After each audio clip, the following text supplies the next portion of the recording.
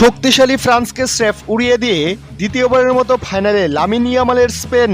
কান্নায় ভেঙে পড়ল কিলিয়ান এমবাপ্পে। বিশ্বকাপের প্রথম সেমিফাইনালে ম্যাচের শুরু থেকে এদিন একে অপরের উপর চাপ প্রয়োগ করে খেলার চেষ্টা করে, তবে ম্যাচের 20তম মিনিটের মাথায় ফ্রান্সের বক্সের ভেতর লামিন ইয়ামাল ফাউলের শিকার হলে পেনাল্টি পেয়ে যায় স্পেন। স্পট কিক থেকে বল জালে জড়িয়ে দলকে এগিয়ে দেন মিখেল ওভারজাবেল।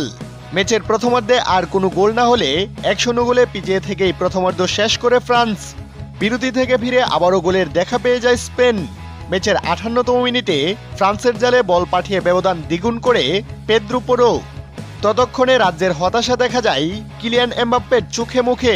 এর ঠিক 5 মিনিট পর আবারও ফ্রান্সের জালে বল জড়িয়ে দেয় স্পেন। এবার লামিন ইয়ামাল দুর্দান্ত স্কিল দেখিয়ে ফ্রান্সের গোলকিপারকে পরাস্ত করেন, তবে অফসাইডের কারণে তার গোলটি বাতিল করে দেয় রেফারি। শেষ পর্যন্ত ফ্রান্সকে বিদায় করে দ্বিতীয়বারের মতো বিশ্বকাপের ফাইনালে উঠে যায় স্পেন।